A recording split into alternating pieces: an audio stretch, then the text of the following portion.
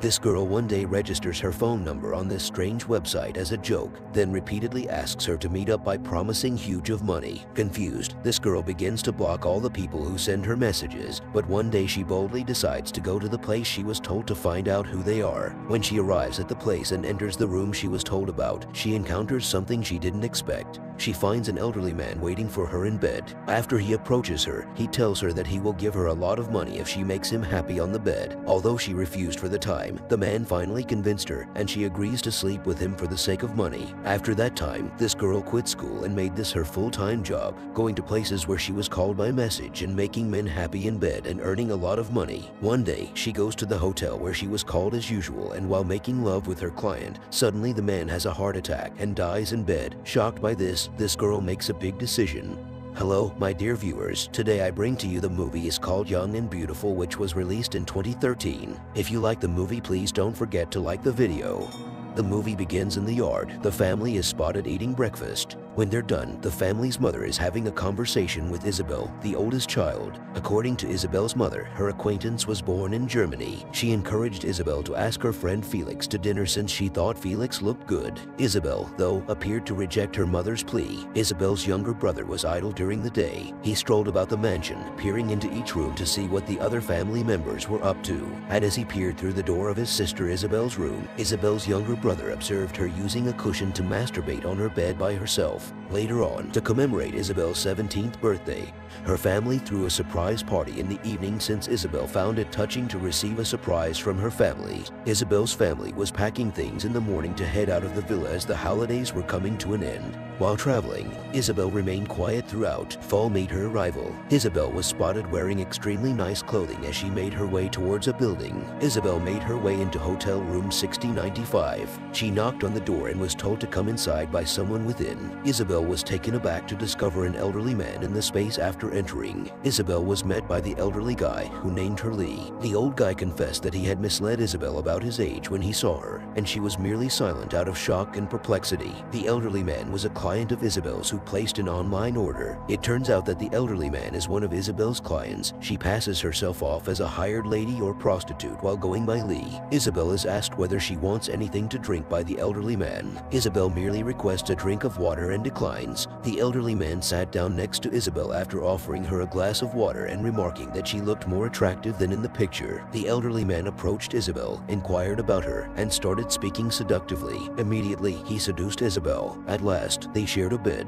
Isabel rushed out of the hotel as their actions were over. After giving Isabel some cash, the elderly man asked if they might get together again. Isabel retorted that the old guy already had her phone number and that she would be happy to speak with him later. Upon reaching her house, Isabel noticed nothing but her brother Victor studying. She then proceeded to her room and promptly stuffed the cash she had received from her customer into her closet. Victor unexpectedly entered Isabel's room as she was opening the website in the evening to take orders from her clients. Isabel instantly shut her laptop and kicked Victor out of her room. Isabel apparently kept her work a secret from her family. The following day, after class, Isabel receives another call. This time, Isabel's client offers to pay 300 euros, and they agree to meet tomorrow at 5 p.m. Shortly after, Isabel's friend arrives to invite her to lunch. Her buddy inquired whether Isabel had called her lover because she seen Isabel's face light up after sending an SMS. Isabel instantly agreed because she couldn't admit she had responded to a text message from her customer. Isabel prepared to meet her client the following day. Her brother and her parents were eating supper together when she said farewell to them. Next, Isabel's mother inquired about Isabel's expected return date. Isabel retorted that she was working on a presentation with her pals and that she would be returning home that evening. Isabel showed up at the hotel where she and her client were scheduled to meet. In the hotel lobby, they had a brief conversation. Following their conversation, they proceeded directly to the room that the client had reserved. In any case, they started their enjoyable activities. In contrast to the prior client, this one requested Isabel to complete the math by herself, after which he only watched it. Isabel also requested the client's fee after their activities were complete. However, the client provided a fee that was not in line with what was agreed upon. Despite Isabel's objections, the customer threatened to disclose to her parents that she was a call girl. Isabel was furious when she left the hotel. Isabel got another call on the train. This time, the client proposed a €500 charge, which Isabel accepted right away. This time, she met her client in the client's car before they began their enjoyable activities, rather than at a hotel. Isabel requested payment in advance right away, fearing a recurrence of the earlier occurrence in which she was charged a fee that did not correspond to the agreed-upon amount. The customer accepted and gave Isabel €500, but there was a catch. At first, Isabel was hesitant to comply with the requirement, but the client mentioned that he was married. Isabel eventually gave in, and they started their enjoyable activities in the automobile. After a while, shortly thereafter, Isabel received a text message from her former customer. When they first met on Wednesday, the old man requested Isabel to come to the same hotel, and Isabel readily consented. Isabel made her way back to the scheduled meeting with her client on Wednesday. In the end, they spent enjoyable moments in the same room for a second time. Isabel received her payment when their activities were over, but just as she was ready to exit, the elderly man inquired about their potential future meeting. As it turned out, the elderly guy continued to call Isabel after that day, and they frequently shared beds. In addition to the elderly man, Isabel began to receive calls from other clients who wanted to hang out with her, and before she realized it, the amount of money she was accumulating was rising daily.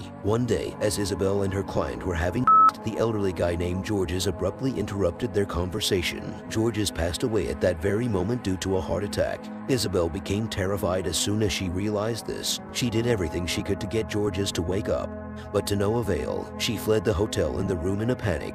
When winter arrived, 2 police officers stopped by Mrs. Isabel's workplace one day to say hello. Mrs. Isabel was asked by the 2 police officers if Isabel or Lee was her daughter. Mrs. Isabel claimed that Lee was her mother's name, but she was perplexed when she heard the 2 cops mention the name Lee. The 2 police officers showed multiple images from the hotel's CCTV that showed Isabel and George's first encounter. Isabel was regarded as a witness to the incident, and it appears that the 2 police officers were looking into George's death. Although Isabel's mother refuted it, the 2 police officers confirmed to her that Isabel had been living a double life as a call girl for the entire time under the alias Lee. Isabel's mother was shocked to learn this information. To discover more about Isabel's covert existence, they also looked through her chamber. Isabel's mother questioned her right away when she got home. According to her mother, Isabel had been hiding something from her for a long time. Isabel attempted to dodge it after hearing this, but her mother intervened swiftly to stop her. Isabel's mother lost control of her temper and struck Isabel in an attempt to vent her feelings. As soon as she realized what had happened, she apologized to Isabel and made an effort to have a gentle conversation with her. That's when Isabel started crying. The emotions she'd been suppressing for a long time had now surfaced. Isabel readily agreed when her mother urged her to swear she wouldn't do it again. A while later, Isabel received a call from the police asking her to testify in George's death case. When the police asked Isabel to tell them the whole story of how she got into the call girl business, Isabel did just that. It began while she was out on her own with her companion, and a strange man suddenly walked up to her. After that, the man tried to get Isabel to ignore him by giving her his phone number, but soon after, Isabel called the number, met the stranger, and experienced her first taste of fun with him. Isabel was initially repulsed, but she eventually developed an addiction to it. She then made the decision to work as a call girl after seeing a documentary about a schoolgirl who turned into a call girl in order to get money. But Isabel made the decision to resign because she was afraid when George passed away. Thankfully, an inquiry revealed that heart disease was the cause of George's death, and Isabel was eventually allowed to return home. After supper in the evening, Isabel's mother suggested that she consult a psychologist because she was concerned about psychological issues. Isabel agreed to heed her mother's suggestion because she didn't want to be troubled. Isabel's mother took her to the psychologist the following day. There, they talked about Isabel's circumstances, and the psychologist advised Isabel to refrain from doing the things that would endanger her in the future. To cut a long tale short, Isabel's illness reappeared when she got home, and she started to dare to flirt with her stepfather. Thankfully, her mother arrived right away and showed Isabel to her room. Then, when Isabel was going through a psychological healing process, her mother made an effort to comprehend her daughter's situation. Despite this, Isabel remained difficult to talk to. When Isabel saw her psychologist again a week later, she reported that she felt as though something had been missing from her life,